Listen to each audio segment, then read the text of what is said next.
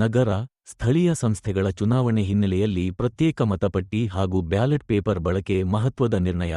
ಮತ ಕಳ್ಳತನದ ಆರೋಪದ ಬೆನ್ನಲ್ಲೇ ಸಚಿವ ಸಂಪುಟ ಸಭೆಯಲ್ಲಿ ಮಹತ್ವದ ತೀರ್ಮಾನ. ಬೆಂಗಳೂರು ನಗರ ಹಾಗೂ ಸ್ಥಳೀಯ ಸಂಸ್ಥೆಗಳ ಚುನಾವಣೆಯಲ್ಲಿ ವಿದ್ಯುನ್ಮಾನ ಮತಯಂತ್ರದ ಇವಿಎಂ ಬದಲು ಮತಚೀಟಿ ಬ್ಯಾಲೆಟ್ ಪೇಪರ್ ಬಳಕೆ ಹಾಗೂ ರಾಜ್ಯ ಚುನಾವಣಾ ಆಯೋಗದ ನೇತೃತ್ವದಲ್ಲಿ ಪ್ರತ್ಯೇಕ ಮತದಾರರ ಪಟ್ಟಿ ಸಿದ್ಧಪಡಿಸಲು ಕಾಂಗ್ರೆಸ್ ನೇತೃತ್ವದ ರಾಜ್ಯ ಸರ್ಕಾರ ಮುಂದಾಗಿದೆ. ಗುರುವಾರ ನಡೆದ ಸಚಿವ ಸಂಪುಟ ಸಭೆಯಲ್ಲಿ ಈ ಮಹತ್ವದ ನಿರ್ಣಯವನ್ನು ಕೈಗೊಳ್ಳಲಾಗಿದೆ. ಬಿಜೆಪಿ ನೇತೃತ್ವದ ಎನ್ಡಿಎ ಸರ್ಕಾರ ಹಾಗೂ ಕೇಂದ್ರ ಚುನಾವಣಾ ಆಯೋಗದ ವಿರುದ್ಧ ಮತಕಳ್ಳತನ ಆರೋಪ ಹೊರಿಸಿರುವ ಲೋಕಸಭಾ ವಿರೋಧ ಪಕ್ಷದ ನಾಯಕ ರಾಹುಲ್ ಗಾಂಧಿ ದೇಶವ್ಯಾಪಿ ಹೋರಾಟ ನಡೆಸುತ್ತಿದ್ದಾರೆ. ತಮ್ಮ ಪಕ್ಷದ ನೇತಾರನ ಮಹಾಸಮರಕ್ಕೆ ಬೆಂಬಲ ಸೂಚಿಸುವ ರೀತಿಯೊಳಗೆ ರಾಜ್ಯದಲ್ಲಿ ಅಧಿಕಾರ ನಡೆಸುತ್ತಿರುವ ಕಾಂಗ್ರೆಸ್, ಕೇಂದ್ರಕ್ಕೆ ಸಡ್ಡು ಹೊಡೆಯುವತ್ತ ಹೊಸ ಹೆಜ್ಜೆ ಇಟ್ಟಿದೆ.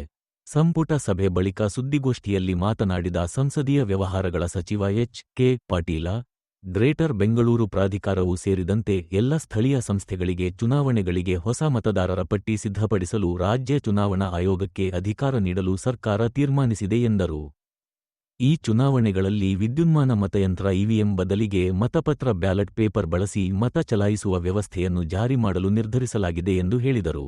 ಇವೆರಡು ವಿಷಯಗಳನ್ನು ರಾಜ್ಯ ಚುನಾವಣಾ ಆಯೋಗಕ್ಕೆ ಶಿಫಾರಸು ಮಾಡಲಾಗುವುದು.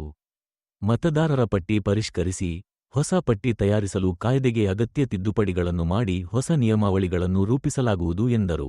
6 ಅಥವಾ ಇನ್ನು 15 ದಿನಗಳಲ್ಲಿ ನಿಯಮಗಳನ್ನು ಅಂತಿಮಗೊಳಿಸಿ ಸುಗ್ರೀವಾಜ್ಞೆ ಹೊರಡಿಸಲಾಗುವುದು ಎಂದು ಹೇಳಿದರು.